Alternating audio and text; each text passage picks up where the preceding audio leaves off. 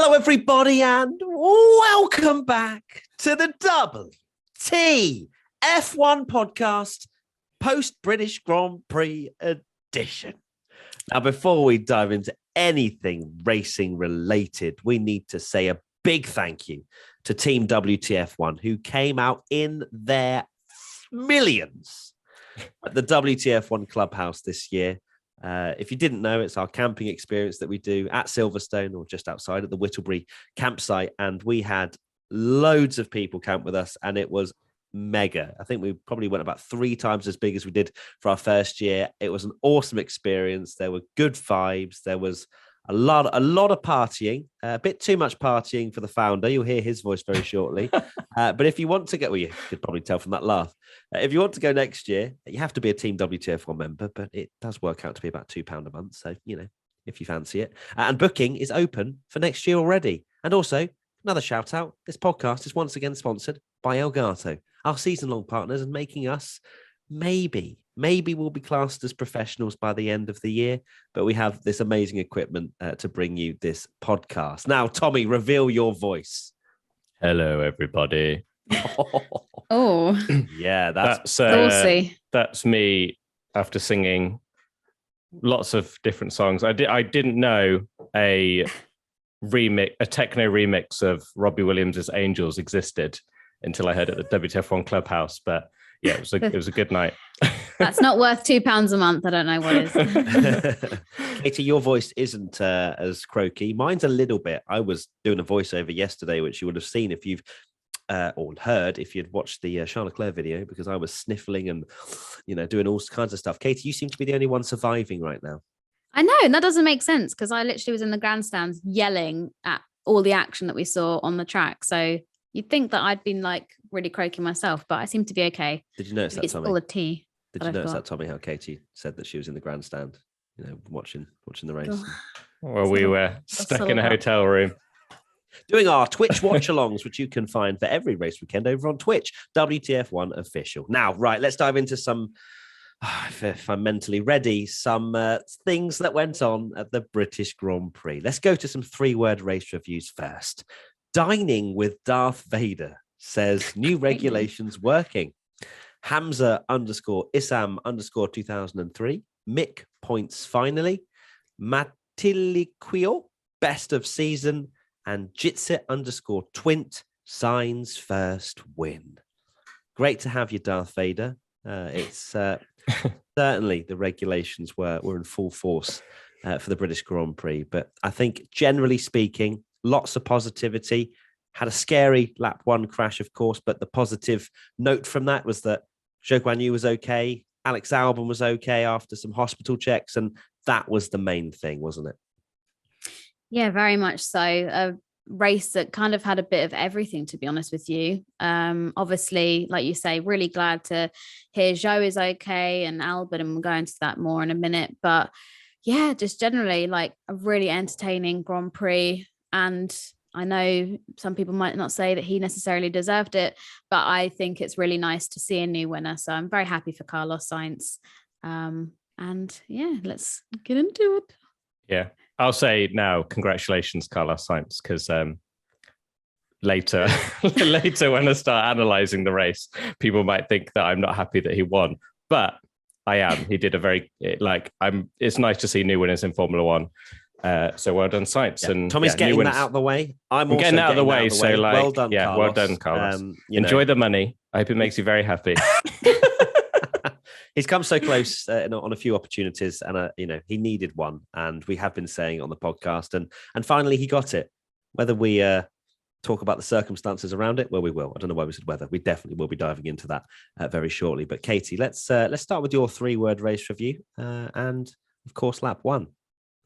Yeah, so my 3-word race review is scary start crash, and that is mainly relating to the crash that we saw with Zhou Guanyu, where obviously his car ended up upside down and then being launched over the tyre barriers. Also worth noting, and I feel like because that one was so visually spectacular and like completely like something we've not seen in a very long time, not many people like seemed to pay attention to Alex Albon, but he also had a really big shunt. And in fact, like his G sensor thing got triggered, so he had to go to the hospital. And I think he went to Coventry Hospital to have further checks because he potentially had some spinal injuries, but they seem to think he'd be all right for Austria. But yeah, his was very much like a get tagged, smack into the wall, whereas Zhou's actually probably was a little bit lesser because all the energy dissipated from the crash where he was rolling and in the gravel trap and things like that. But yeah, roll cage seemed to fail, which is pretty scary when you see the shots of him being like almost parallel to the ground, which isn't supposed to happen. And yeah, just once again, like praising the halo. If you're still one of these people that's unsure about the halo, then I don't know, I just find that a really bizarre take that you want to take aesthetic over safety, because there were 2 instances in one day in the space of a few hours where unquestionably drivers' lives were saved by the halo. But yeah, pretty scary stuff. It really was. It's just those horrible moments where we reflected on a few in this podcast, thankfully not many, where you just have that eerie, horrible moment where you don't know what's going on. The red flag's out. You've seen not replays, but you saw the start and you saw that there was a car upside down heading towards a barrier, and you always get concerned. You're always sat there just waiting for news. But it's obviously an incredible testament to how far Formula One has come with their safety. And I'll actually bring in this question now. I usually bring it at the end, but at Kieran37034616 says, why the hell do people still complain about the halo? I wish I was joking, but I've seen it. It saved many drivers on the grid, and the grid would look so much different without it. Hell, it saved Nissany and Zhou in the same day. So why do people still complain about it?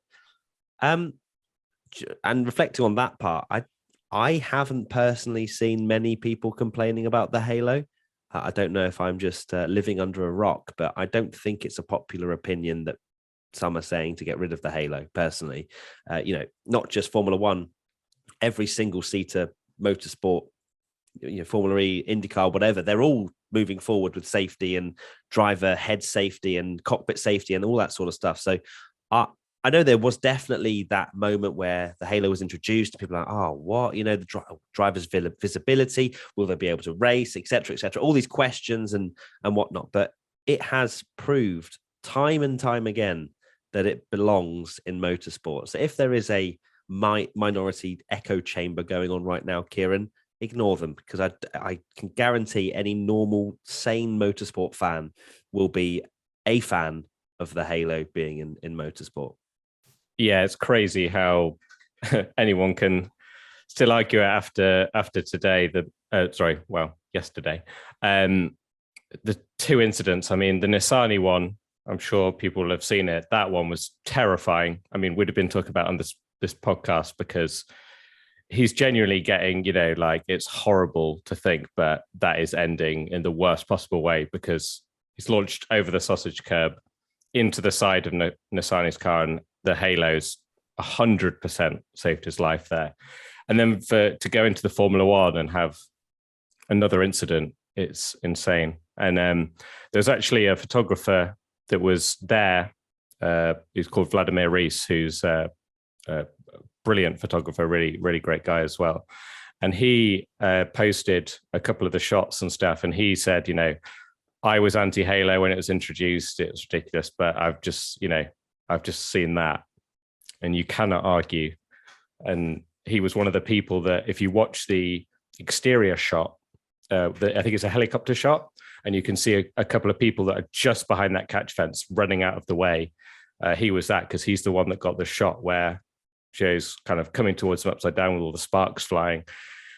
And yeah, the halo is it's unbelievable, isn't it? And you can't praise it enough for what it's done. And it's very strange that there's all these incidents now where it has prevented it, and you're almost like, that's 100% going to end badly. So it's a great thing to have.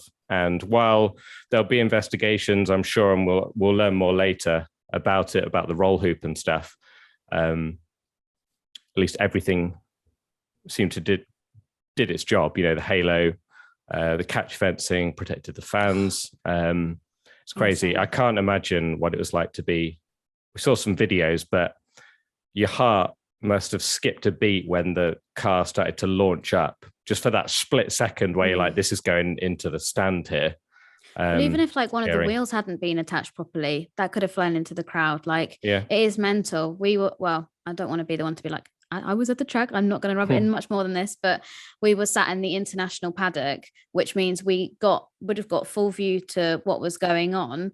But we were so focused on the battle with Max and Carlos that we were following the cars as they were going through turn one and down, to the other turns. And we didn't even I didn't even twig that anything had happened. I didn't hear any noise. I didn't hear anything because I think maybe the sound of the engine drowned it out, or I was just so like tunnel vision on what was going on there.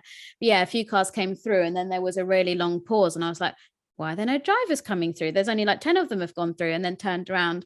And yeah, you could see Albon's car was demolished. You could see Russell getting out of his car. I saw him running, didn't know Zhou was there at the time because we literally had no clue what had just happened. I thought he was just annoyed and he was like, right, I'm going to storm off here because I've come out of my home Grand Prix already by lap one, turn one.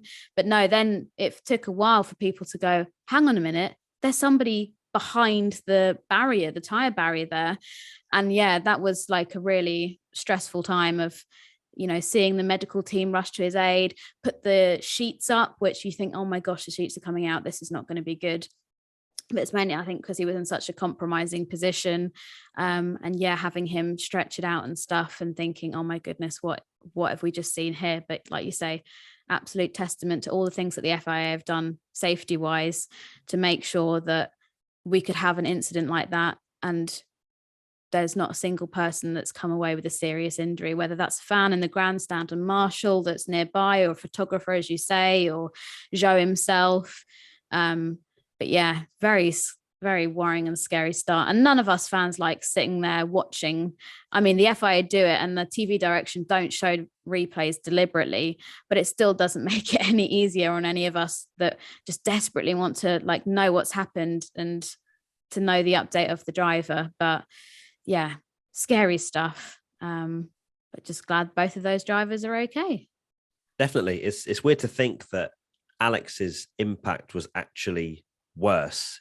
Like when you actually look at Alex's, the way he hits the wall and of course gets tangled with a couple of cars, doesn't look that extreme in comparison to Zhou Guanyu, who of course kicked up with the gravel and whatnot. But as you say, with the G-force limit, it was over 50 G, wasn't it? So he has to go to hospital for that. But thankfully, as you say, it seems like he's all okay. But it was absolute carnage. And of course, it's weird because George Russell, I remember him saying in the post-race, or I guess not post-race, I mean, he was probably a couple of laps in, but he was saying he got tagged. But when you actually look at the incident itself, or he said he got hit from behind, but he drifts over, doesn't he? He just, and it's very easily done. He's clearly misjudged where the AlphaTauri is, or how closely the AlphaTauri is coming between, I guess, Zhou, Gasly, and then Russell. But yeah, it was just a slight misjudgment. It's insane to think the consequences that can happen just from a very slight movement on the wheel, and then all of a sudden the car's upside down. He started on hard tires as well, didn't he? So yeah. He got bogged down and didn't have the great start, and Gasly was just flying. And it's a slight misjudgment from Russell, but it's not one of those things where you're like, oh my God, that was so dangerous, he needs to get penalties or blah, blah, blah. It's just a first lap incident. And it was very quickly. It was very quickly, further action, wasn't it? Yeah. And it was, in my opinion, he's the one that's more at fault for it, but it's not anything that you need to kind of dive into more. And I think he, the way he sort of like conducted, I saw a great tweet from Callum Isla, actually. I don't know if you saw that. He mentioned that, because obviously there's been a lot of talk of George, that he went over there. Obviously there's nothing he can do, but he got out of his car and ran over and did his best to, even if it's just alerting more people that things need to be done. But yeah, Callum Ilott said something along the lines of that when he was karting, he flipped his kart once, and Russell was there, like, was the one that had stopped at the side of the track and helping him out. So yeah, that was nice to see, even if it meant that he couldn't get back in the race, but I don't think he would have anyway. Yeah, he got up on the tyre barriers, didn't he? Or the tyre wall, and was properly gesticulating to get some assistance. So it's nice to see that George has his priorities straight and wants to look after his fellow drivers as much as the team tried to argue his case that he got out to try and help Zhou not to go out the race. But as you say, the damage was pretty extreme. So yeah, George's streak of top fives over at the British Grand Prix, which is not something we probably expected to say. Tommy, let's move over to your 3-word race review, where hopefully now we can just, we've spoken about, Zhou and Albon, they're all good. Now let's focus on how damn awesome this race was. Taking control of your bush is important, and that's why you need to try the best products from our sponsor today, Manscaped. These products are so good, you're going to be showing pride in your new bush-free yard. Save big and be the most hygienic version of yourself by using our discount code WTF1 for 20% off and free shipping at manscaped.com. Manscaped is dedicated to helping you level up your full-body grooming game. The grooming package I highly recommend is the Performance Package 4.0. Inside the package is the Lawnmower 4.0. This trimmer is designed to reduce grooming accidents and shave hair on loose skin thanks to a ceramic blade and advanced skin-safe technology. No need for night vision goggles either. This trimmer has an LED light to allow you to mow the lawn in the dark. Second best tool in the Performance Package is the Weed Whacker. This fine-tuned nose and ear hair trimmer will make sure everything is under control. So what are you waiting for? Get 20% off plus free shipping with our code WTF1 at manscaped.com. That's 20% off with free shipping at manscaped.com and use our code WTF1. It's time you leveled up your tools with Manscaped. My 3-word race review is that was epic. And what a race. Best of the season. It's sometimes hard to get British bias, and we're there and we're loving like the clubhouse at Silverstone, and it's like, oh, are we just loving it because it's the British Grand Prix and our home race and stuff? But that race, I'm genuinely struggling to think of a better dry weather race in recent years. It had, like you say, everything. Battle for the lead. We had obviously a new race winner. The drama in the championship with Max and Leclerc, because at one point it looked like it was just going to be Max, just see ya, I'm off. And then Leclerc had an easy win. We'll go into that later. Controversy, I guess you could say, over team orders. And then the best bit, the battle at the end between Perez, Leclerc and Hamilton is some of the best racing I have ever seen in F1. I remember watching a video as a kid. It was like a Murray Walker video, and he showed this clip. It was Gilles Villeneuve and Arnoux in the 70s, and I think they've played it on Top Gear and stuff, and they're like, this is Formula One, this is what F1 should be. And that was obviously in the late 70s, and I've watched Formula One for years and years and years and never expected to see anything like that. And we've had that this year, and we've had it with 3 cars. It was just unbelievable. It was just insane. And then even at the end, you had Schumacher and Verstappen like going to the line. And for all our complaining and moaning about some things not being great sometimes, like F1 is in such a good place. Like that was such a good race. You can't ask for much more than that. Yep, even me, seeing through the tears of my eyes, can completely appreciate that was probably as close to a 10 out of 10 dry race that you could possibly wish for. It had absolutely everything. Just every time I've looked back on that last 10 laps and the fight that Leclerc, Hamilton and Perez had, I'm beaming. Even me, as a Charles Leclerc, not a fanboy, just passionate, his victory's been thrown down the toilet. We'll get onto that. But actually appreciating that wheel-to-wheel battle was something else. But of course, you go on F1 Twitter, you have lots of other opinions. You've got that Red Bull were getting away with penalties left, right, and centre. Verstappen apparently shoving Schumacher off everywhere, just trying to defend position. You had Perez and Leclerc and them going off track. But for me, like, I don't know what it was about that particular 3-way battle. And of course, Alonso was sat there, Norris just behind as well. But that was what I thought Formula One should be. Okay, yes, Perez and Leclerc pushed each other off, and they both came off the track. But that's the kind of jeopardy that you want to see in a Formula One race. I know it's very difficult to then, as it will always be with Formula One, where do you draw the line? Quite literally as well with track limits. It's quite difficult, but it was just so entertaining. You had Hamilton go up the inside of the pair of them into the final corner, and the cheer, you could have heard the cheer from Scotland. It was ridiculous. Me and Tommy, of course, doing our live watch along on Twitch. We were over in a hotel a little bit away from the track. We heard the cheers. And then we were like, wait, what's going on? Like, we had to wait about a minute to find out what was going on. Then we were like, oh my God. And, fair play as well to Crofty in that particular moment. He could not have done a better job.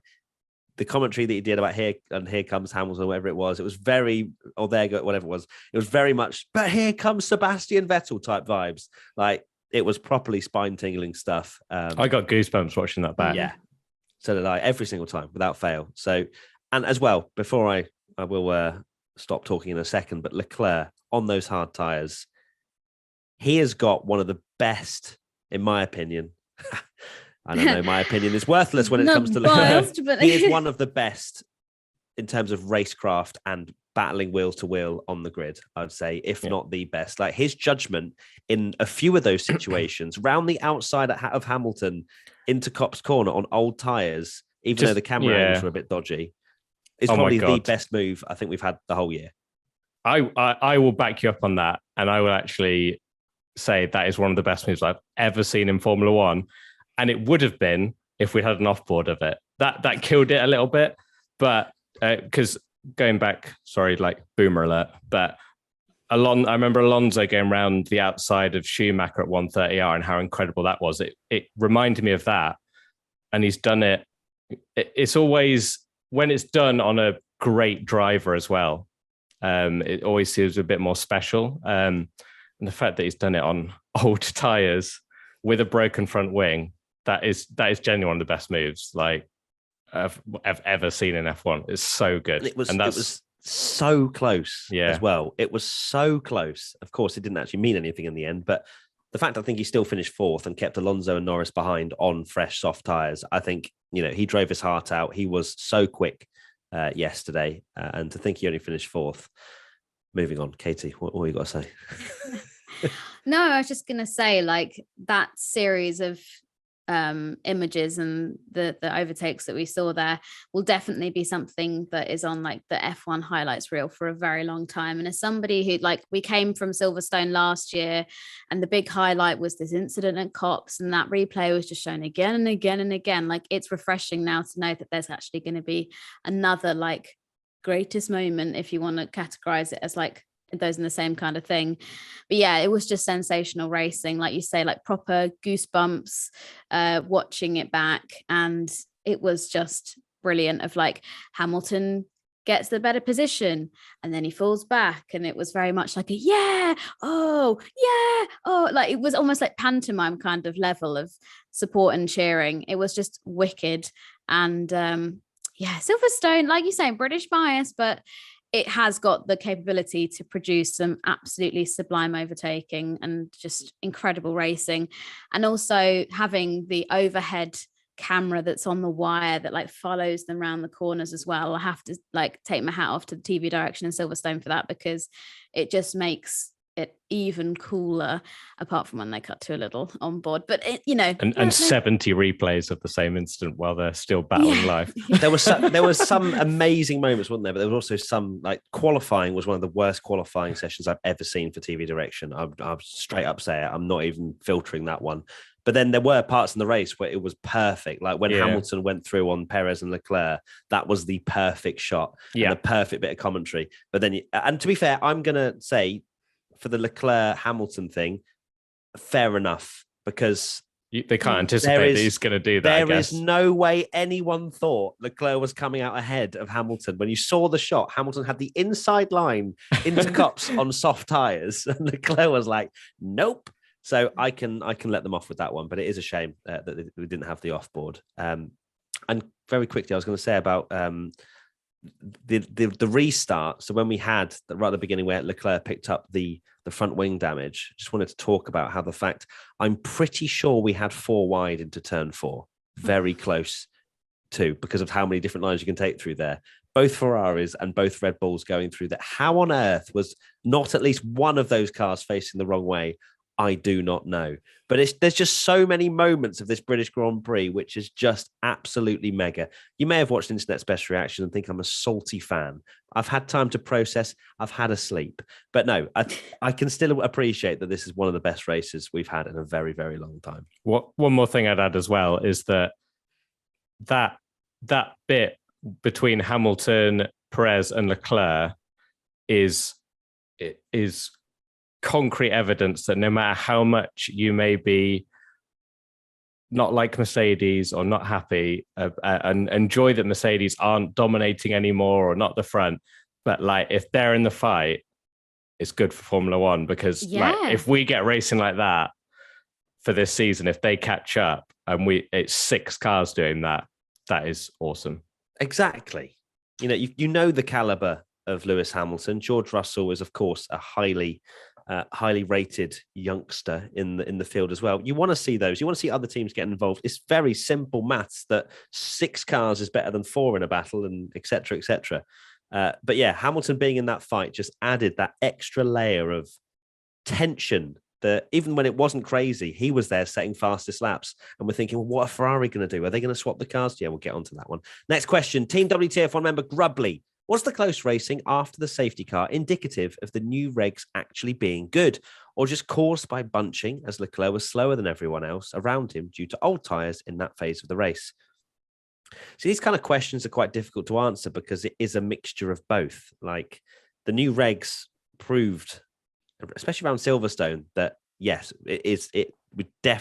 Formula One has definitely taken a step forward. And I think the regs, for whatever reason, have worked better at some tracks than others. And Silverstone, it clearly did work. They could follow so closely through some of the corners, and then DRS is open, and it was just brilliant racing. But then the chaos that we saw in the last 10 laps, I would say, is definitely more caused by Charles Leclerc having hard tyres, which were very clearly at least a second a lap slower than the soft tyres. So what I'd say, Grubbly, it's a mixture of everything. It was a mixture of goodness, unless you're a Charles Leclerc fan, but it was great entertainment. Yeah, it was neither black nor white. Like it's kind of a mix of the two of them. But certainly the new regulations seem to be quite apparent during this race, and as you say, plenty of overtaking. But yeah, perhaps Leclerc being a little bit slower around him did help bunch up the grid, but kind of played beautifully into Formula One's hands because, as we said, we got such wonderful racing. And yeah, I'm very excited now. Like I sound incredibly like we've had a long mellow. week. It's been a long week. I'm a very tired girl, but yeah, it's just so good. I just love Formula One. Yeah, the regulations, I think even when we didn't have that battle, you could see how much closer you could follow through Maggots and Beckett's and things like that. And this again was a testament. At the end of the day, it's easy to say, oh, it's caused by Leclerc. But if they're the old cars, Leclerc's probably getting overtaken pretty quickly in like a DRS zone. And then Leclerc is going to be stuck in the dirty air of the other car, ruin his tyres even more, and can't fight back. But this is something we've not seen for a while, since we were applauding this at like the Saudi race and after Bahrain as well, that the battles last longer because of the fight back, that you can just like, because of the DRS, you can then get back and you can follow again. So it's not necessarily like you pass in the DRS zone, you chuck all the dirty air out the back and the other person can't overtake. How many times they swap positions? If that's the old regs, Leclerc's just not a hope of fighting back, but because they can follow closely through all the corners, it gives you the chance in the next DRS zone. And that's what I love about these new regulations. So yeah, more of that, please. Yes, please. Next question from Rocket Dog 299. Why do you think the FIA was so lenient on Sunday when it came to forcing other drivers wide? Both Leclerc, Perez, and Verstappen forced someone else wide at some point during the race, and no action was ever taken. I think we've touched on it a little bit. I feel like for some of those incidents, it was pretty much 6 of one, half a dozen of the other, where the FIA have looked at the incident and gone, well, actually, they've both kind of done something wrong there. Like Perez cutting the chicane and then Leclerc going off. And you're kind of thinking, all right, it's kind of evened out. Verstappen, he was obviously squeezed Leclerc and things like that. But there is an element of, well, he has the inside line. Leclerc, for example, is trying to go around the outside. He is allowed to close that door unless Leclerc is more than halfway alongside. So I know that there's a lot of talk about the whole Schumacher-Verstappen defense, but overall, I think the FIA were a little bit more lenient, just in the sense of just let them race. Because when you look back at this British Grand Prix, if the FIA are throwing out 5-second penalties left, right, and centre for people going off the track, or Perez corner cutting, and they're like, well, that's a 3-second time penalty, it just takes everything out of the race. So for me, I was more than happy to be like, well, that was about fair, and just let them race, because if not, we would not be buzzing from ear to ear from this. We just wouldn't. It's hard but fair. I mean, I'm so glad that we saw no penalties like you, because this is the racing I've always wanted in F1, where I remember in 2019 when we did the podcast, I think this was when Vettel got that penalty in Montreal. And then the next race, there was an incident, I think it's the Ricardo one, right, where he goes slightly off the track, gets a 5-second penalty. They're all swapping positions.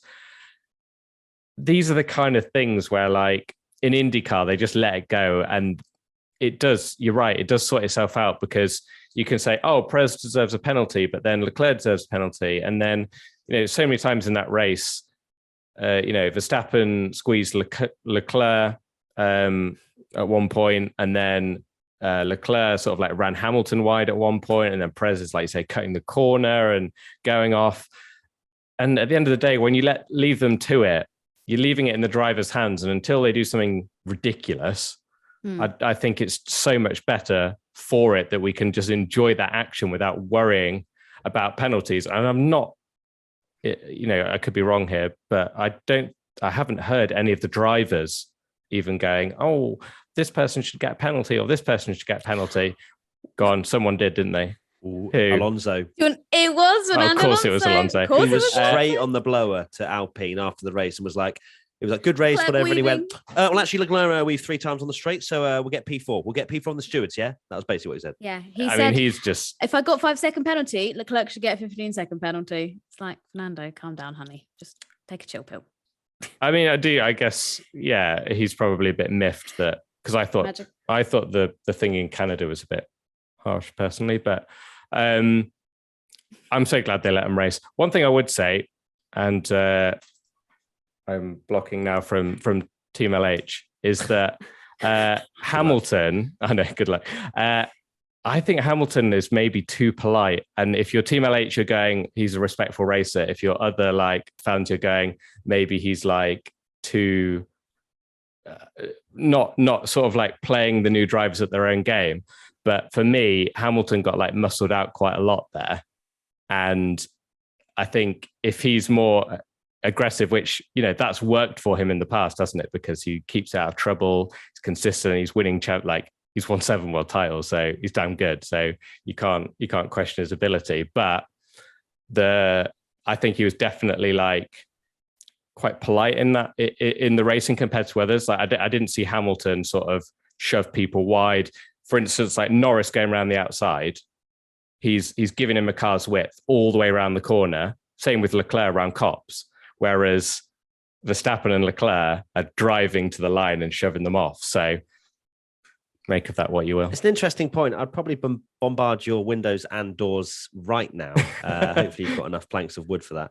But it is an interesting point. And I'm not saying he's doing bad. I'm just saying no. He's actually probably being too fair when he's allowed to push the.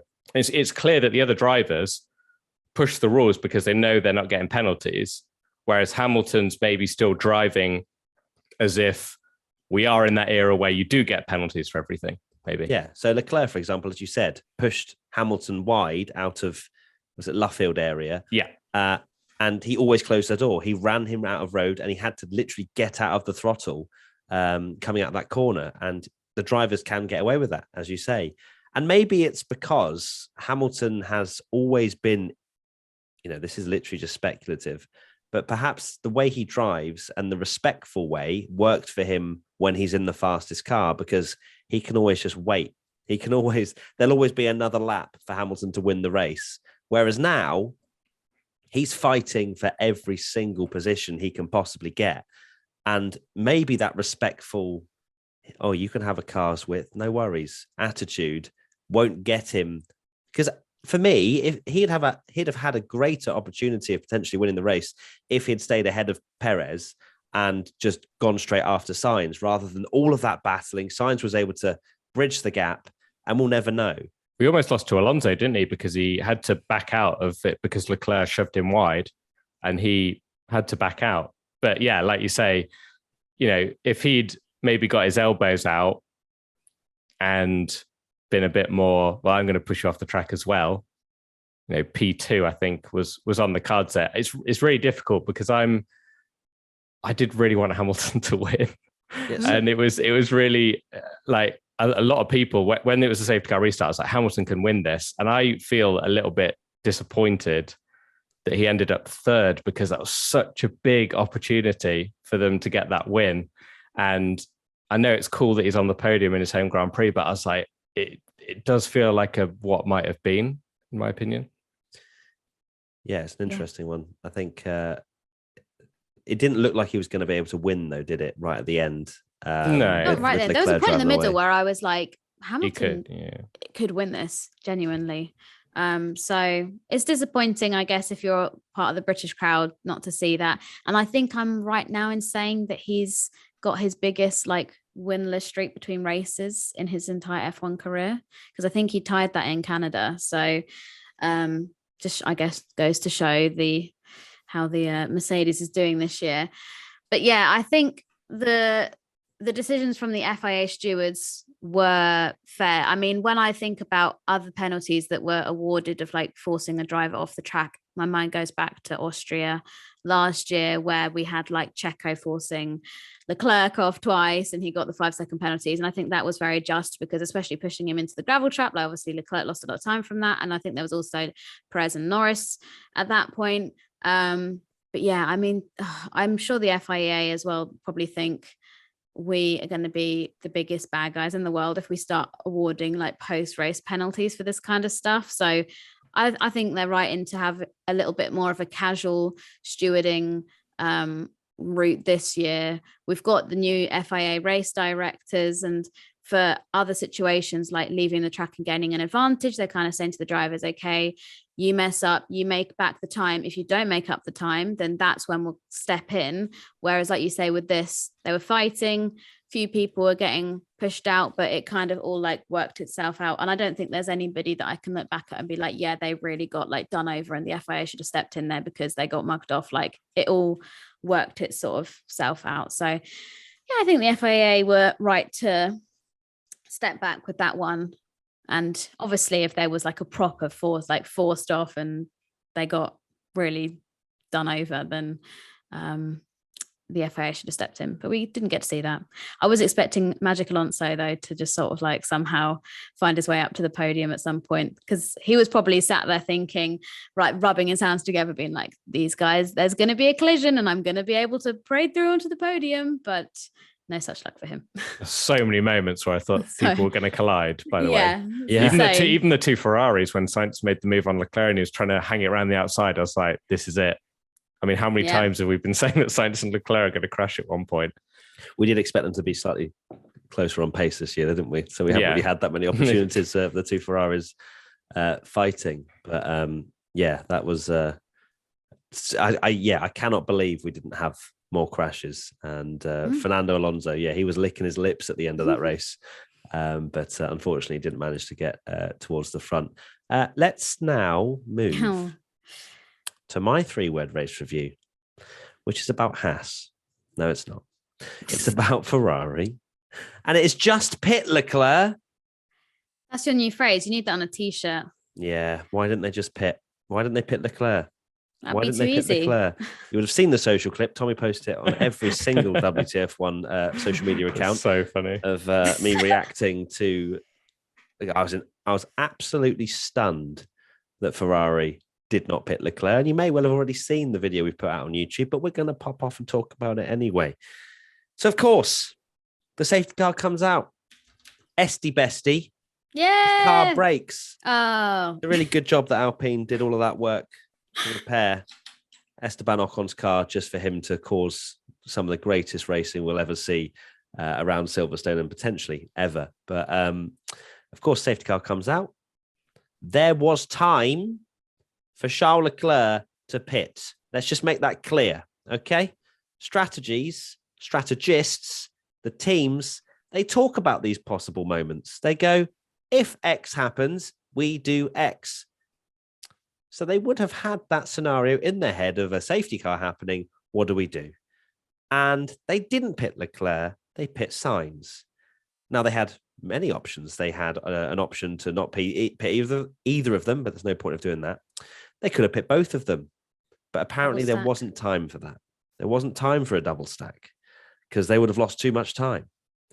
I've seen some people saying, oh, well, if they're double stacked, Hamilton could have easily won. How?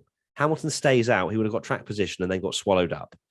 Anyway, so they decide to pit Sainz because they wanted to keep track position with Leclerc. There's not that many laps left. And they think that Sainz can kind of play the rear gunner, as we heard in that team radio. They believed at the time that, for example, Sainz could give Leclerc 10 car lengths worth of space at the beginning of the safety car restart. Sainz said, jog on. At that point, well, we knew. He knows the strategy team too well. Yeah. Yeah. Well, I mean, he's looking ahead and he's going, wait, Charles on hards.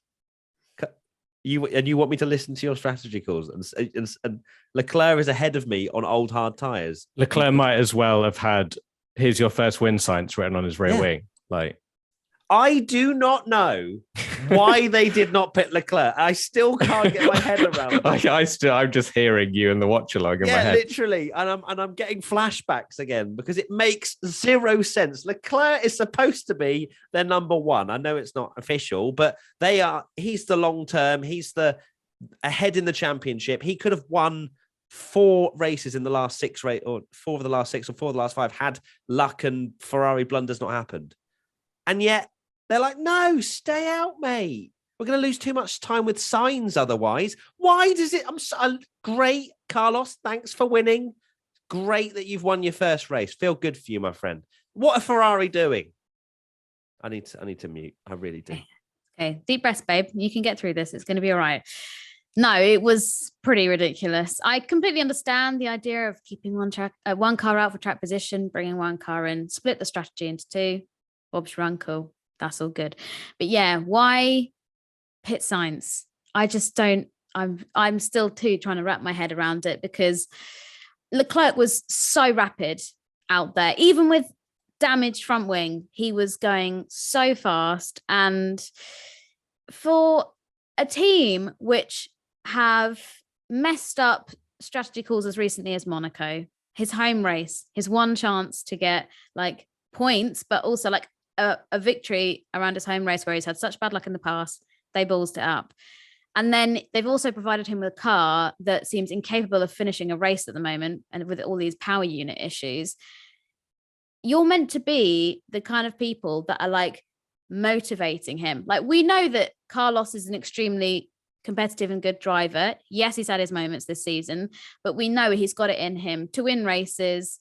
And he did that this weekend, although we'll go into it, but maybe not through maybe the way that he wants to. Like, obviously he's going to be happy he's won a race, but it wasn't kind of like a sensational lights to flag dominant. Like, he got lucky in certain aspects of his first victory.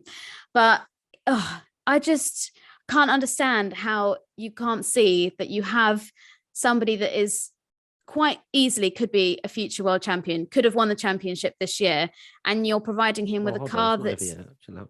Okay, Could but have won the it's Come on, let's believe. well, we will believe. I bought a Ferrari hat this weekend, Matt. I'm aboard the hype train, okay? But I just can't understand how like Binotto thinks, yeah, this is really good driver management here, guys. We're really motivating this guy 110%. He's just getting more and more pent up anger when he's doing his post-race interviews and stuff.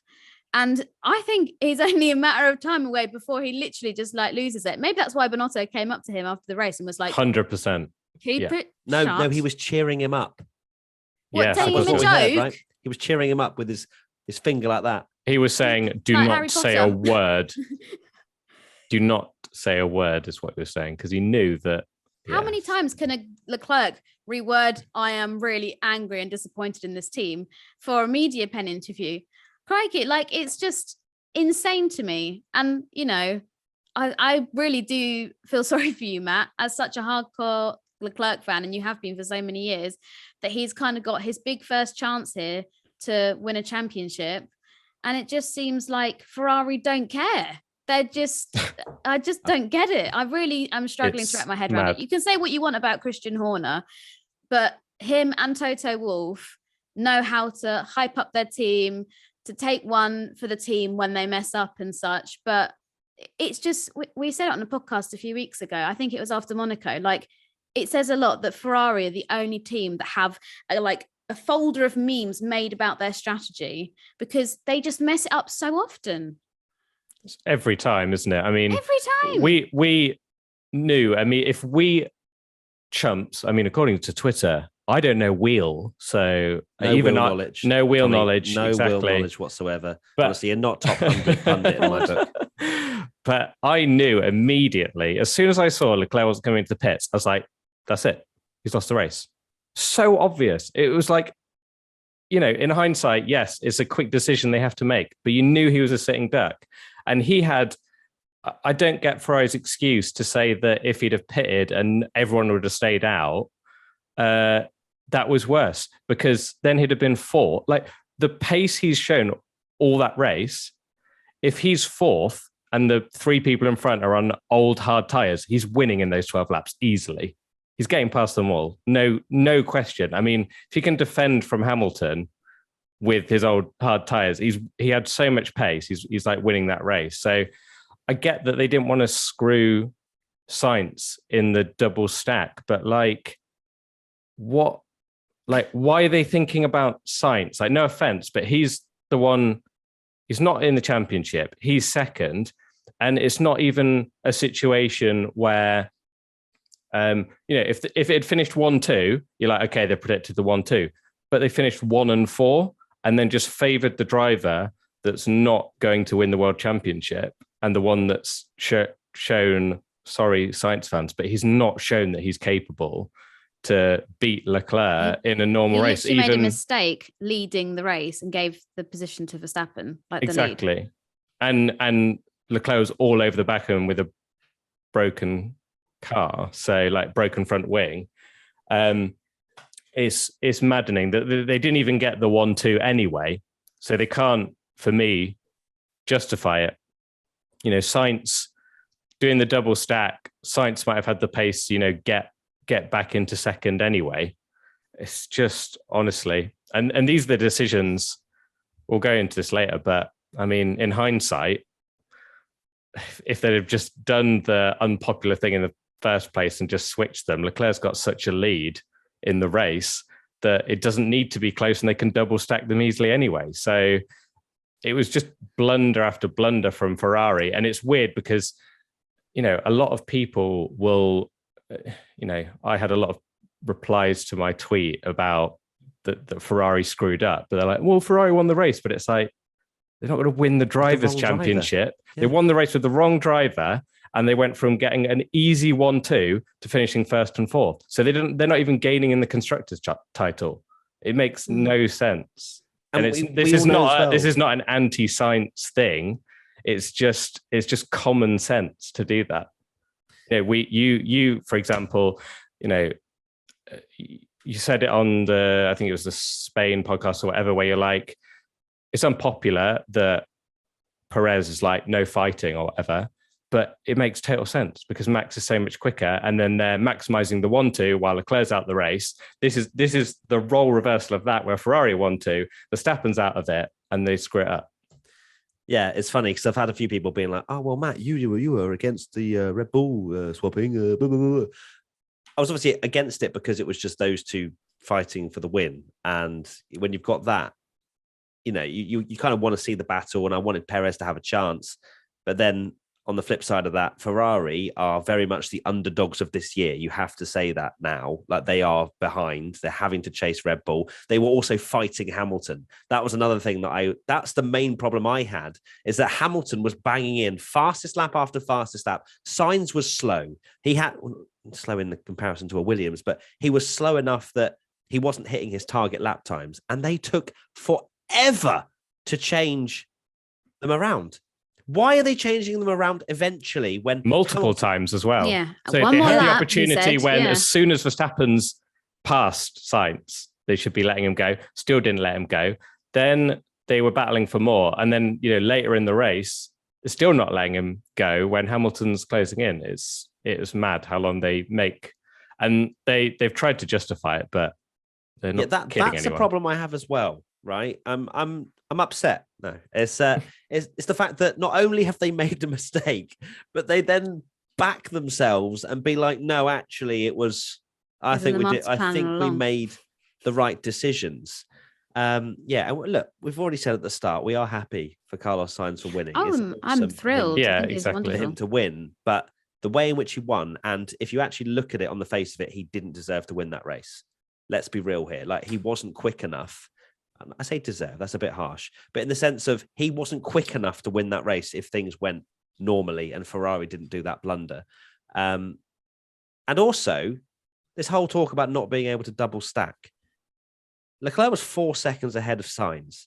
That became 9, I think, when it becomes the safety car. Since when does it take more than 9 seconds to sort out a double stack? How bad are the pit stop? Leclerc could have probably changed his front wing at that point, and Sainz could have only lost a couple of seconds. It just is baffling to me. We all know, like, they might go, "Oh, what's the first and fourth? They haven't lost that many points in the constructors." No team, we've already discussed this at the end of last year. No team wants to just win the constructors. Mercedes won the constructors. They're 8 times champions. No one cares. Verstappen's the champion from last year. That's all that is spoken about. And now they can't even say to Sainz, well, Leclerc's ahead in the championship. They're only 11 points separate. How are they 11 points separated when Leclerc he hasn't been on the podium since Miami? I'm loving this energy. Yeah. No, it's look.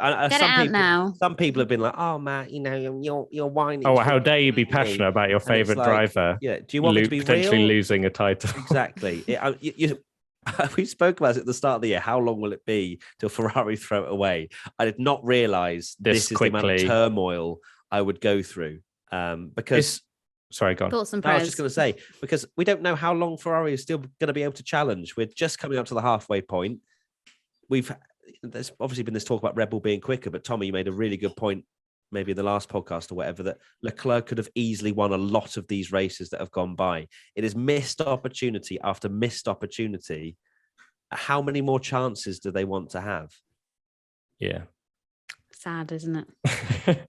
Right. Even if you're not a Ferrari fan, but everyone is a Ferrari fan, to quote Sebastian Vettel. Yeah. But just even if you're an impartial F1 fan, you want to be able to see a championship battle unfold. Like, we were treated to such a spectacle last year with Hamilton and Verstappen. Like, we got a taste for what Formula One can be at its best. And then as a result of Ferrari's sort of negligence with some of these things, or, mechanical issues that they might say are out of their control, it's just slowly like being taken away. But as we've said so many times on this podcast, nothing is impossible. It could be that Red Bull have a mechanical problem, or Verstappen drives over more carbon from an AlphaTauri at every single race this year and is really slow as a result, and Ferrari get it right and they somehow come back from it. Like, it's not over until it's over, like until the last race of the season. But it's still frustrating to see what could potentially be a wonderful battle between two former karting rivals now in Formula One at the top tier of motorsport kind of just be snatched away from us. But if you'd have told me that I would be this angry over Leclerc gaining 6 points on Verstappen in the championship after the British Grand Prix, I'd be like, wait, what happened? So yeah, for those that think I'm whining, I'm sorry. But I'm going to be me, and I'm going to vent my frustrations about Ferrari. So if you can't deal with it, I am very sorry. Just ask Ferrari to start making good choices, and then you won't have to hear it. Right. Question. M. Masseri. Has Ferrari thrown away the Drivers' Championship with Leclerc? Are they just trying to keep the garages happy for next season and maintain a good relationship? Or was this another Ferrari strategy mistake? If it is about keeping a good relationship, I'm not sure Leclerc's too good right now, if I'm being completely honest with you. Good, homie. I said it in the video we put out about why they didn't pit Leclerc, that it just feels like Ferrari don't have that authoritative decision-making to just cutthroat make the decision, as you said, Tommy, with Mercedes, with Red Bull. They just go swap the cars. We need to prioritize the race time here. Like Leclerc was losing so much time, and Charles was saying it over and over and over and over again that he was losing time and could go faster. And we've seen this before with Ferrari. This isn't the first time where they just delay their decision. Is okay, copy. Okay, we're looking into it. Target lap time this, target lap time that. So bizarre. I don't get it. Is it because they don't want to come across as this team order team from previous years where it was Rubens so and Schumi? Bizarre though, right? What is the reason for it? You've grown up like the Schumi fan, and they were the team that did that, and that's why they're winning world titles. While, you know, Williams had a really good car in like the Schumacher era, but like Ralph Schumacher and Montoya would just either crash into each other or take points off each other or whatever. And Ferrari, like, get out of the way, Rubens. Schumacher's winning, and he wins a title by 600 points before the end of the season.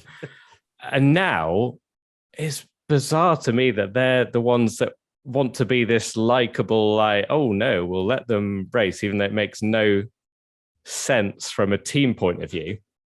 I mean, the title's certainly not over by any stretch. You know, Ferrari haven't thrown away the championship, but they need to learn from this big time, because, you know, Leclerc, every time Leclerc has had a problem or DNF, correct me if I'm wrong, Max has won, right?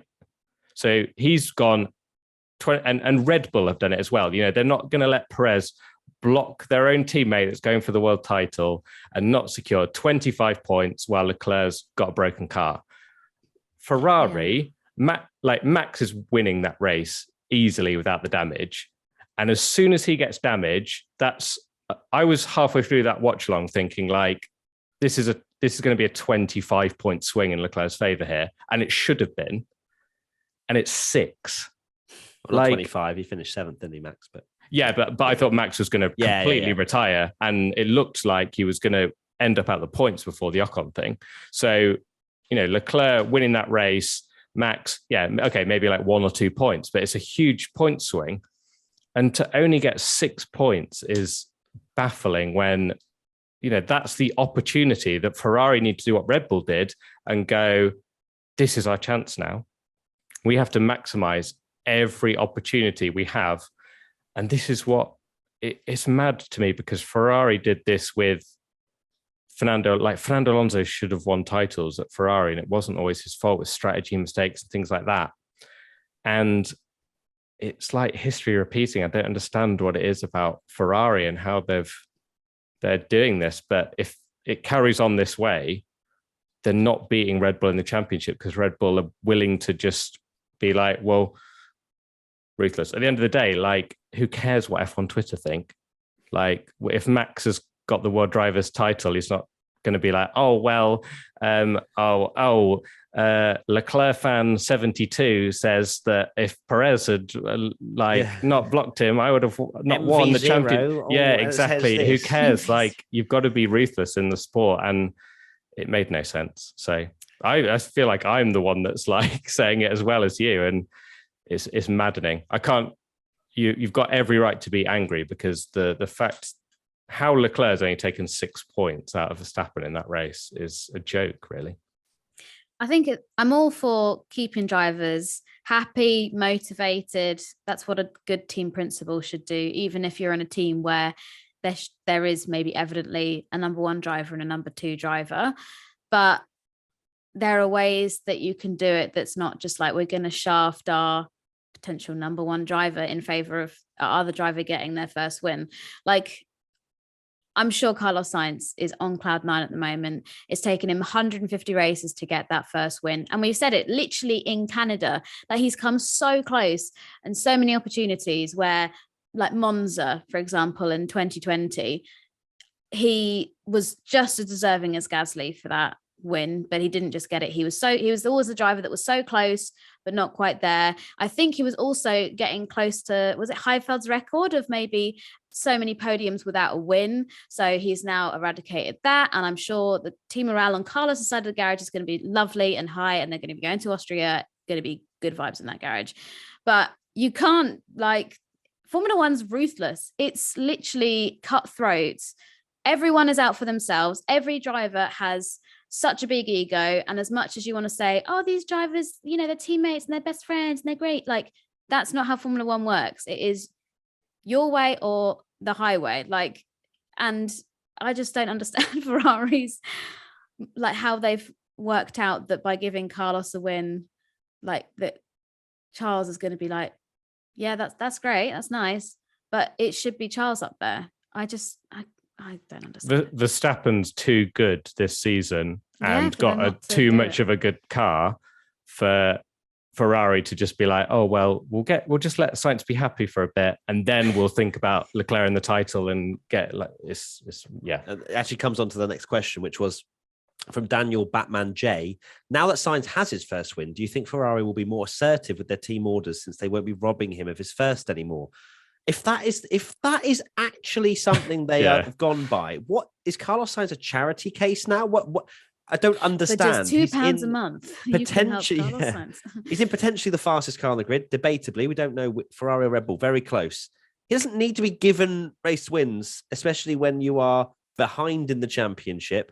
It doesn't matter if you're taking a win from a Ferrari perspective. It shouldn't matter because, you know, Tommy said a few times, 6 points. That's all they've taken away from Verstappen. Verstappen will pretty much be challenging for the victory every single time his car is not braking. And we don't know how many times that's going to break or he's going to run over debris. Yeah, I don't think Ferrari think this way, but if they do, wow. Team WTF1 member Bailey McGoldrick.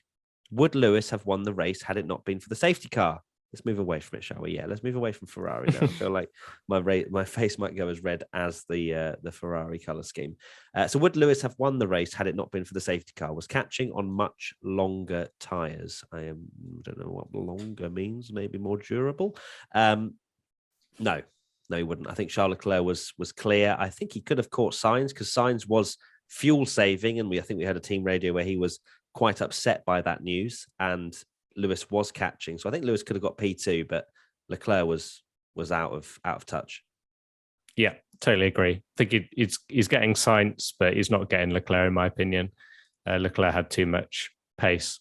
But again, what I will say is it is disappointing. Like, third feels like such a disappointment for that package where they did look really good. You know, he set fastest lap on the final lap as well, and did genuinely have that pace to win. I mean, I don't want this to turn into like Sainz, but Sainz obviously won and his pace wasn't amazing, which shows that, you know, if things go in your way, you can get the victory. So yeah, Hamilton would have got Sainz maybe, but I couldn't have seen him passing Leclerc for the win. Yeah, I mean, we mentioned it earlier in the podcast. There was a moment maybe midway through the race where I was like, Hamilton could genuinely win this. You had Carlos, well, certainly bottled the first start that we saw, and then he had the just deciding to go off the track and let Verstappen come through. You had Leclerc with the damage to his car, although he was quick. You've got to sort of store that and think he does have a damaged car. You also had Verstappen that had run over the debris and was going slower. You had Sergio Perez, who had to pit really early on and went from the back and eventually came through to second, which also his drive has been sort of swallowed up in everything else. But I think, and I'm biased, but I think that was a really good drive from Perez. And so they're already, and Russell, who you could argue is also within that group, although he's not won a race yet, but he looks incredibly consistent and fast. He was out. So you think, well, out of the people that are left, Hamilton has a car that looks to be quite rapid here at Silverstone. He's banging in the fastest lap times. Mercedes don't have a tendency to bottle strategy. So maybe this could be a win. But unfortunately, Formula One is just made of so many elements and things going on at all times. Everything can change in literally a split second. So yeah, I would say that as it went on, it became increasingly unlikely that he wouldn't win. Which, yeah, is a shame. I think it would have been nice to see Hamilton win in front of the Silverstone crowd. But like I said, I'm also very happy for Carlos. So, and I would have been happy for Checo and happy for everyone else. I'm loving how you're just, prefacing all of that with, I'm happy with everyone, actually. Yeah, well, I genuinely would. Did you see that video of Lando Norris doing a stream on the new F1 game? And he did a race on the new F1 game at Silverstone. And the result was Sainz won, Perez was second, Hamilton was third, and Leclerc was fourth. Really? Yeah, it's so bizarre. Oh, that's madness. I didn't know that. So he's almost as good as you, Tommy, at changing the fate of Formula One races. Speaking of, Grace, this was the first race she's outgrown the onesie. And I predicted Max obviously not being in the top 5. Everyone was like, Tommy, what are you doing? You're clueless. You don't know wheel. And then what is this? You don't know wheel? I'm such a grandma. Can you explain? You don't get F1. You have no wheel knowledge, steering wheel. It's just one of those troll comments. It's basically like a footballer, like football Twitter kind of thing that's merged into F1 now. But I said it to you so many times, didn't I? That I just had this feeling that something would go wrong for Verstappen. Obviously, he's getting pretty poor reception from the crowd and stuff, and I could just see it. I could just see him having an issue, and sure enough, no onesie equals no win. Maybe I'm just going to put it out there, right? So your onesie, Max Verstappen onesie, has outgrown, so the powers have been transferred. And technically, the onesie I bought you, I know it hasn't actually, been worn by Grace yet, but it is kind of red Ferrari. It's not specifically Leclerc. I tried to make it Leclerc, but maybe the send a new one. I'll write a 16 on it. Yeah, I think you should, because I think maybe the powers are starting to work, but they're slightly confused. So if you could just put a 16, there you go. Okay. But that is madness that the one time she doesn't wear it, Max has problems. Are you going to get a 3 to 6 month one for Grace, or? I don't know. Well, we'll see. No. I'm a little bit concerned because I was like, that's quite funny, but then you were and then I'm like, how much okay, is it? it's actually this is it's 7 races that it's happened. Yeah, that's a long time for it to be like, oh well, it's not going to work this time. It's not like me and on the podcast in 2025 where I'm like, Verstappen hasn't won a race since, and it's all because of this Grace onesie. The amount of people that came up to you at Goodwood, which was the weekend before this one, going, "This is Tommy. This is the one with the magic baby." The magic baby. It's going to be funny when she grows up. She's just like me telling the story. She'll just be like, "All right, Dad, whatever. I don't even like F1." Well, on the YouTubes, I used to. Yeah, good stuff.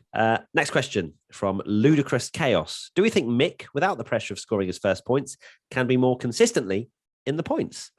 So only time will tell on that one. It was certainly a much better performance from Mick this weekend. I mean, he started 19th and finished 8th.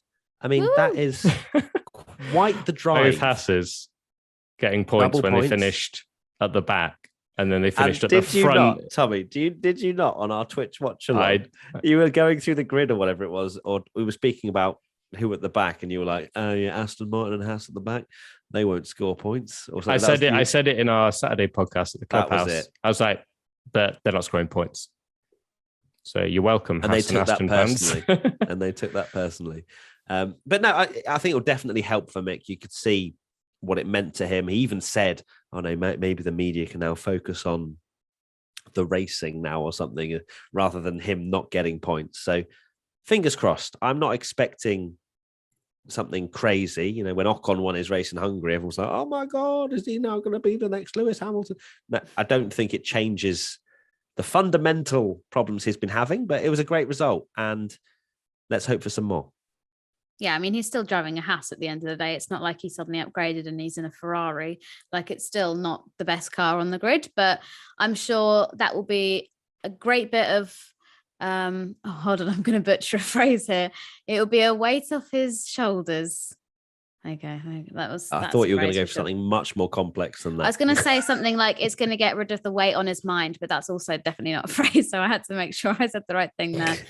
But yeah, I forget where I saw it. Somebody pointed out that actually it took George Russell longer to get points in F1 than it has done Mick Schumacher, which seems crazy because Mick Schumacher does feel like a proper ongoing joke. But yeah, very happy to see Mick in the points.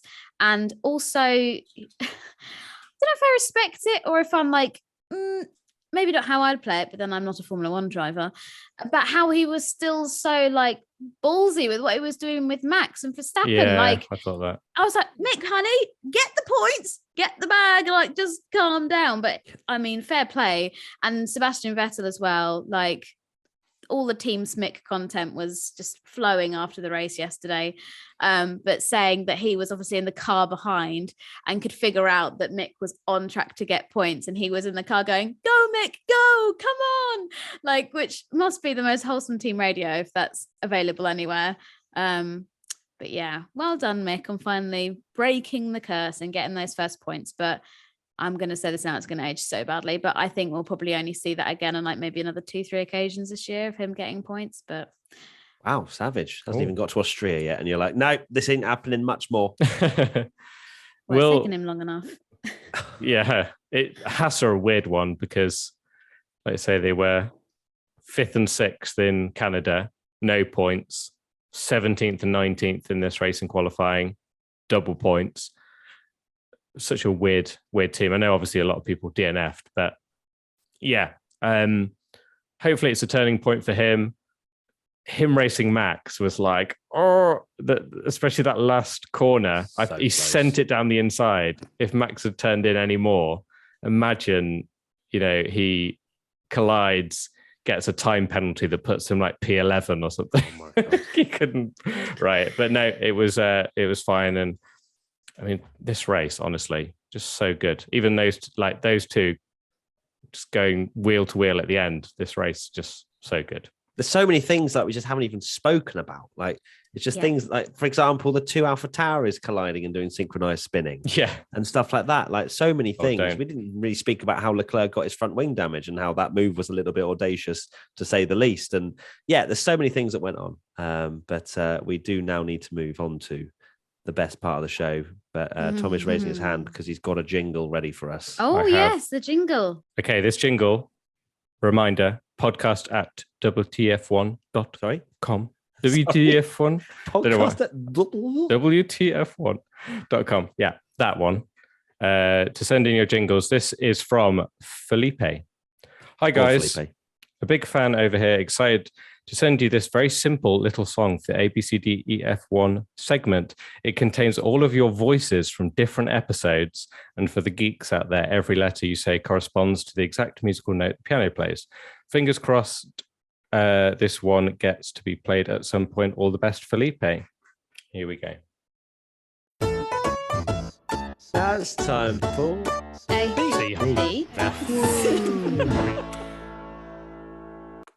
Play it again. I really like that one. Play it again. That's good. Now it's time for A. That's very good, Felipe. Really enjoyed that. I really like that. A, B, C, D, E, F1. F1. It's a lot of different voices. It's great. Right. Well this might well be the most controversial ABCDF1 ever. If you're a Carlos Sainz fan, I think you should probably turn off now. Let's get cancelled. But yes, let's talk about the drivers. Okay. Let's start with Lewis Hamilton. I am going to give him A. Yeah. A. I think could have got second Close with to an Yeah. A-star, but A. Yeah, I think high A, but it's an A. is a high A, definitely, but we don't do high A. We don't do high A's over here. Yes, A for Hamilton, and the fans gave him an A-star. Interesting. George Russell, C. Can't really grade him really on that. Oh, just borderline D, I'd say. Borderline D because of bad qualifying and also potentially being the one most at fault for the crash. Okay, D. Yeah. You qualified at A. You No, can't really actually, no, judge I'm him on giving qualifying. him a C because of the way he acted after the crash and how he tried to help Joe Guanyu. Yeah, I'll go for a C. Okay, so C from us and a C from the fans. Max Verstappen. Right. This is a really difficult one because he's easily winning the race. He's easily getting pole if Leclerc didn't spin. But then it's like, it's difficult. And it was obviously a really good drive he had 20% less rear downforce. 20% is a massive. It's a massive. As well. How he's finished P7 is crazy. And I know people will go, a lot of people are like, oh, Verstappen, why do you always say that? Like that car, you could see how hard that car was to drive, by the way. The onboards and stuff. Physically, yeah. He was, I mean, no wonder he wasn't annoyed probably when he saw Leclerc's result as well. But P7 is pretty much like a victory in that car. So I'm going to have to give him an A. It's an A though. Yeah, quali was a little bit on the. I know we don't give much of the grade around quali, but of course he didn't get pole and had quite a scruffy session in that slippery Saturday. And then, it's going to be an A. Yeah, I don't think we can give him an A-star, which I know is savage because he did pick up debris. And he said that he saw it and he couldn't go left and he couldn't go right. So he thought, I'll just try and hit it straight on and hope for the best. Wow. And then as a result, it got like wedged at the back. But for the people that don't know wheel as well. This is going to be my new wash thing. This is literally, I was going to say. Yeah, because I think a lot of people I've seen think that it was Verstappen going over the curb at Copse, but no, he obliterated a bit of AlphaTauri from their collision, and that's what. And these, I know, of all the teams, and these new cars, we've seen it with a few drivers, haven't we? Where the floor is the thing. Like as soon as you damage the floor, it's like undrivable. So, still an A though. A from us and an A from the fans. Sergio Perez. A. Yeah, just about. Oh, was it going to potentially be which one? I think it's a low A for me. Yeah. I think he was very fortunate at the end. He didn't have much because he was on for maybe fourth or fifth. Yeah. I think Leclerc was definitely very audacious with his move, but it was controlled, in my opinion. Perez probably could have just not have had that collision had he not squeezed Leclerc as much onto the apex. Like, I don't know. Obviously, it's the first lap of a restart, so I do understand that it's not a huge amount of space to go. But obviously that did ruin his race to a degree. Great comeback drive. This is one of those really difficult races where, like, some people, Perez, Sainz, have like not had the pace of their teammate, but then got like a fortunate safety car at the end, but then delivered. So it's like, it's an A. It's an A, but yeah. Yeah, I mean, from when he pitted at the start and how far back he came from to then manage to finish in second, it's almost like deserving of an A-star drive, and also the battling. And I think I'll go with an A because I don't know how many A-stars I'm going to give out because the whole race was just so up and down. So I think I'll go for an A. But it was very impressive and I'm very happy for Checo. Well done, Checo. So A from us and an A-star from and his dad the got to hang fans. out with Tom Cruise as well, so he did. maybe Tom Cruise is his other son, because people do say that Sergio Perez and Tom Cruise do look alike. I know. There's been loads of tweets you got that great picture of Bottas with Sam Ryder. Yeah. We just needed Checo and Tom Cruise to have a picture together. That must exist somewhere. Has to, surely. Photoshop it, Tommy. You'll be fine. Right, next up, Charles Leclerc. A. Yeah, he did make a bit of a boo-boo in qualifying. So Boo-boo in qualifying, a move that was risky, didn't need to happen. He seemed like without that contact and damage, I think he could have definitely challenged for the victory because we saw how quick he was in the race with that damage as well. So yeah, A for Leclerc and an A from the fans. Carlos Sainz, A. Yeah, A. Sainz, Frank's just come downstairs barking. I think he's a Carlos Sainz fan, and he knows Frank that wants to get involved in the podcast. Yeah, but it's definitely an A. What a weird race, by the way, for someone to get their win from pole, like the weirdest lights to flag. I guess he didn't do technically, but to get a pole and a win, and it's probably the only time it's happened, right? Not an A star because so much happened.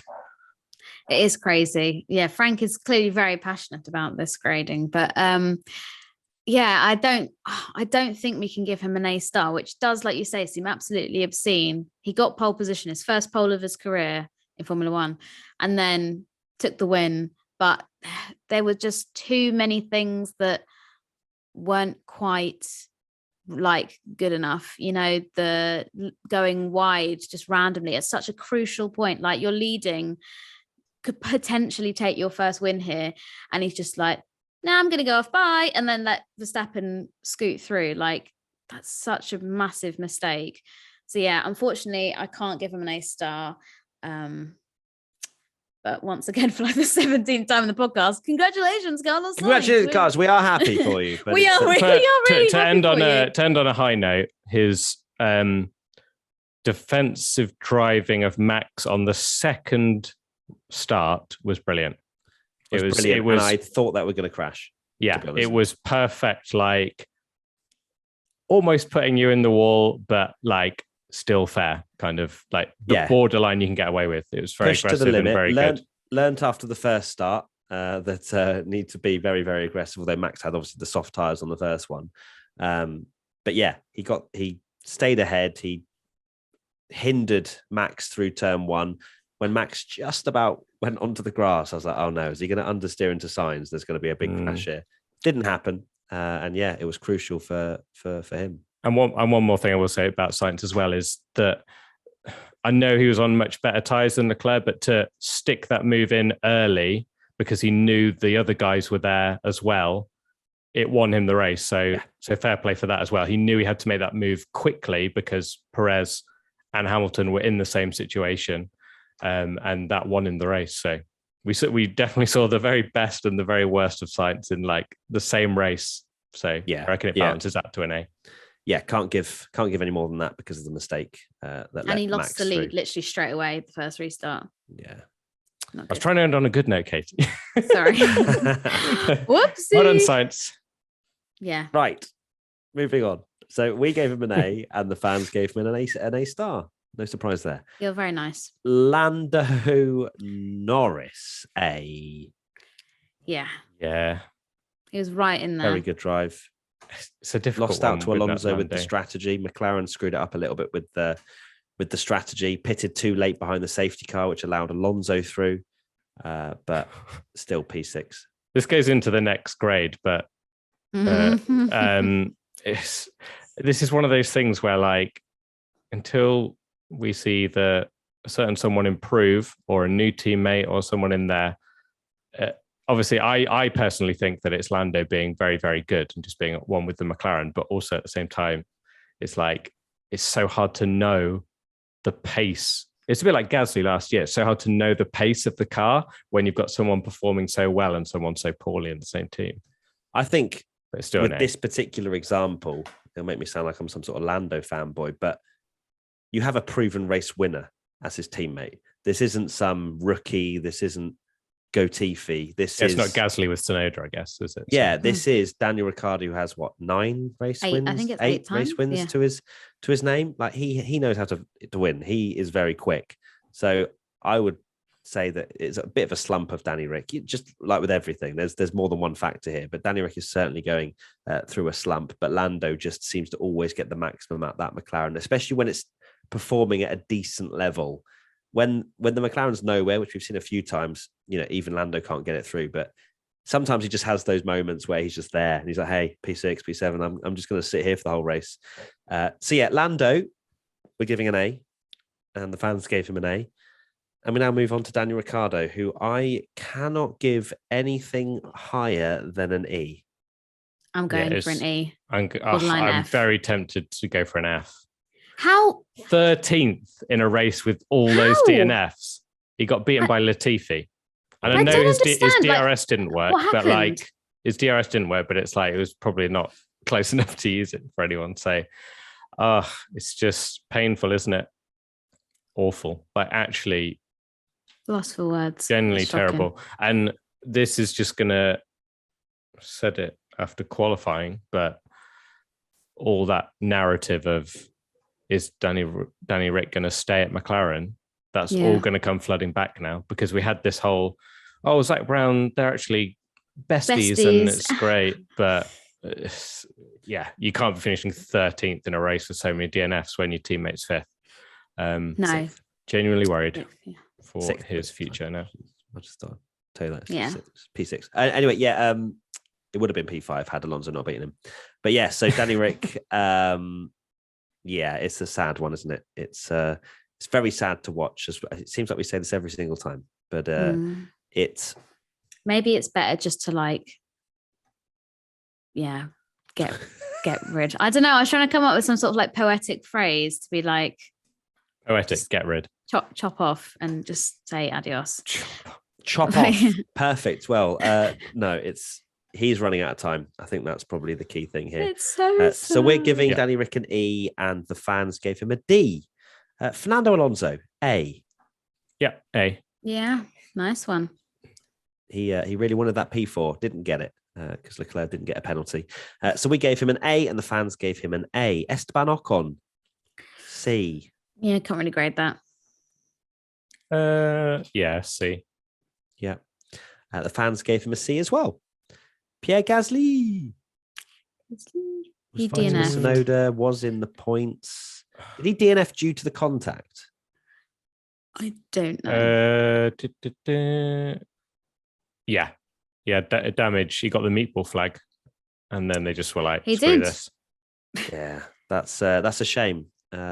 And that's a problem. Your own for teammate Tsunoda as well. Yikes. Yeah, big yikes for Yuki. And I mean, it's good for Yuki in the sense that he's battling his teammate and he's clearly stepped up this season.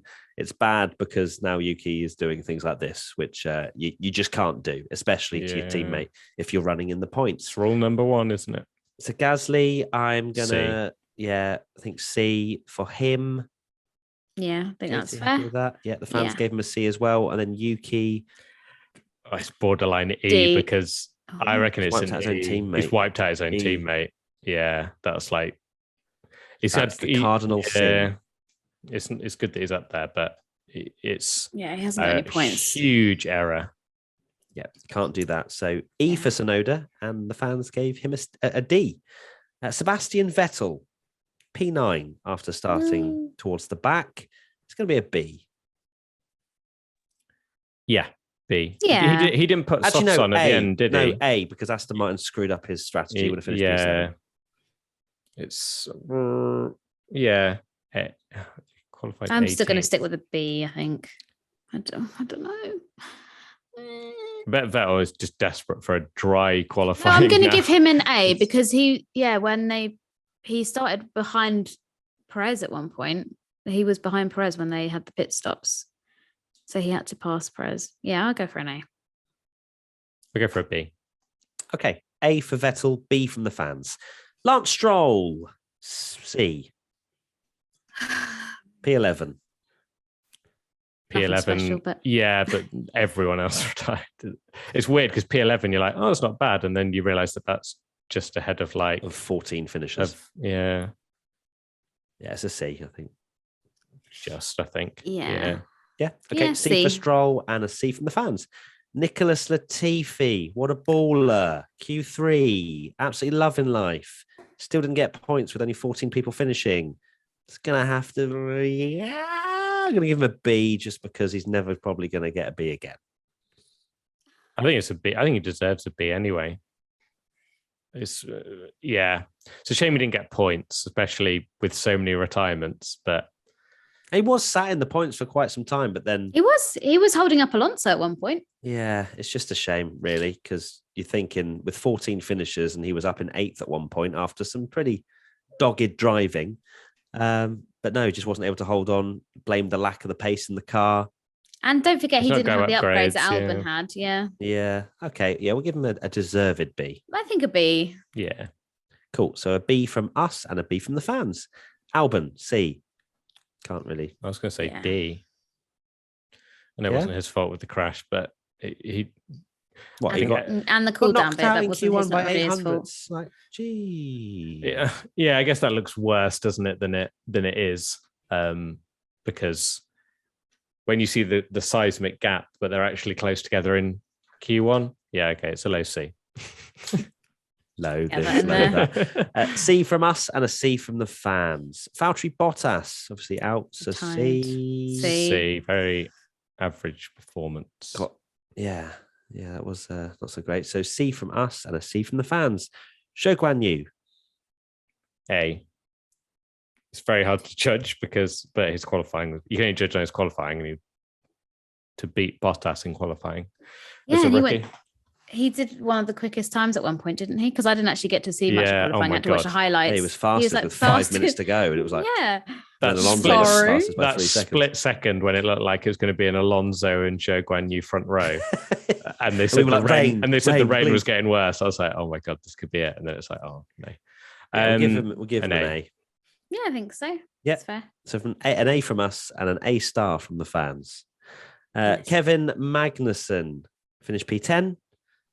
It's going to be a B. B. No, A.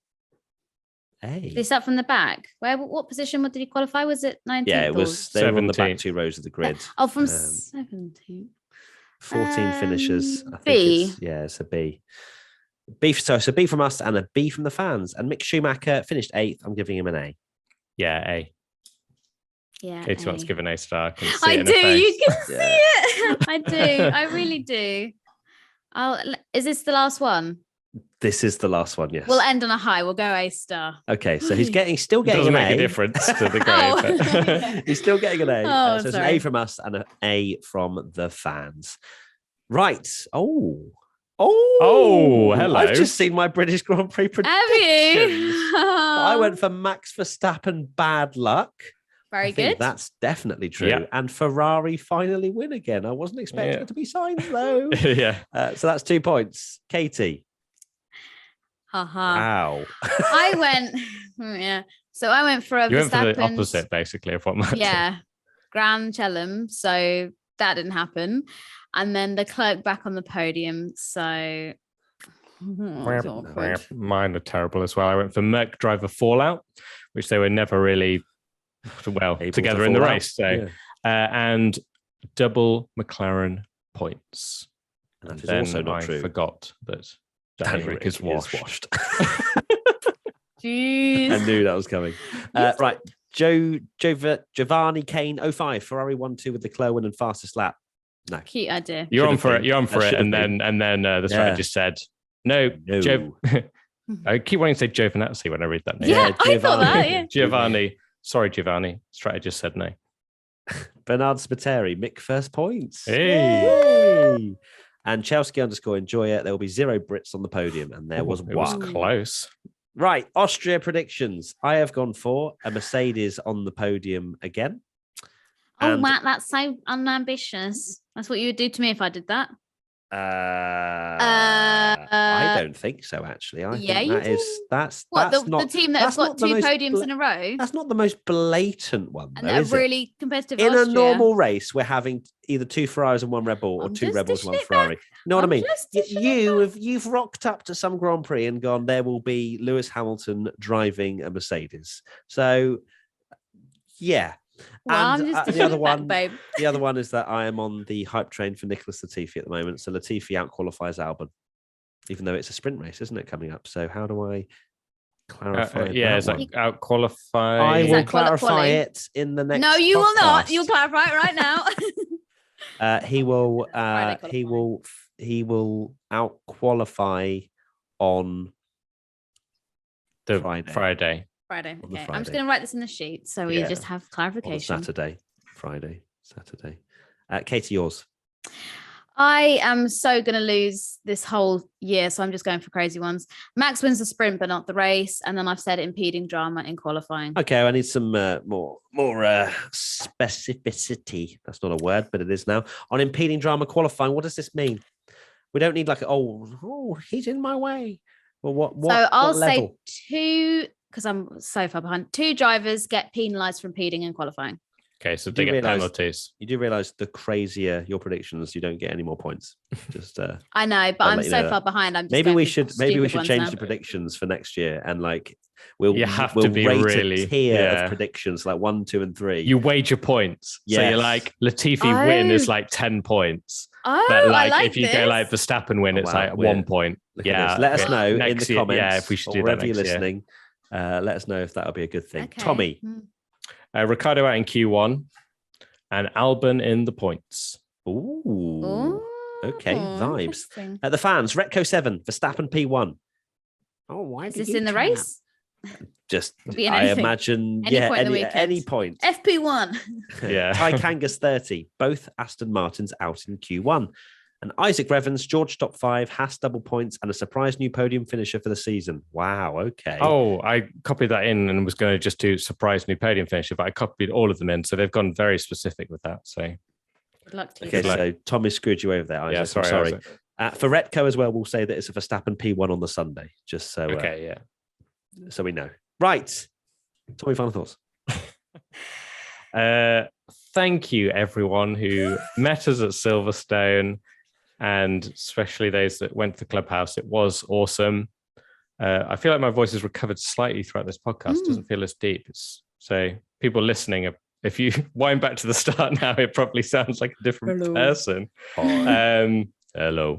It's back. And thanks everyone for that, because it's still awesome. And seeing everyone at Clubhouse, it was such a good atmosphere. It certainly was. Katie. Well, my final thought was the same. I knew you were. That's why I went for it. You meanie. Do I have to think of a different one? Yeah, I would like to echo. How do we not understand the final thoughts procedure? But I might come across as horrible, and you might be like, "Well, Katie didn't care about meeting all these other people." You just said it was going to be the same, but it can't be. That's the final thoughts rules. So my next final thought that I have 100% not thought of on the spot is, can you come back to me? This is that's point number 2 in final thoughts. Wow, Katie. Well done, Carlos, on a first win. Oh, wow. Nice to get it out of the way. Yeah, that's a Tommy, but it's fine. Well, I didn't have any choice. Otherwise, it's going to be a 4-hour podcast. And my final thoughts are, firstly, yes, an amazing British Grand Prix experience. Thank you to everybody who came and said hello, had pictures with, whatever. It's genuinely one of my favorite weekends of the year, because I actually get to speak to, and we get to speak to, you guys that actually watch our stupid content. So thank you. Thank you for that. And secondly, you know what? Look, I want Latifi to announce a big Nutella sponsorship for next year, and he will actually start his own Formula One team, Nutella Racing, so that he can stay in Formula One. So that's my final second thought. We'll see if it happens. Hashtag WTF1 podcast if you want to get involved in the next discussion podcast. Send in your questions. Also, give us your feedback wherever you're listening, 5 stars, comments, whatever. We want to hear from you, and we'll see you when we've recovered for the Austrian Grand Prix this weekend. More F1 races. Tired. See you there. A hot take Wednesday where we say which driver's never going to win a race, and then they win the next one. Yes. So on Twitch we have Hot Take Wednesdays. Go follow us over on there, WTF1 official, and we'll love you and leave you on that. Goodbye. Bye. Bye. Ferrari, why didn't you pick Leclerc? Why didn't you pick Leclerc? Tommy, why did they pick Leclerc? Tommy, why haven't they picked Leclerc, Tommy? Leclerc? Why have they not picked Leclerc? Tommy, why didn't they pick Leclerc?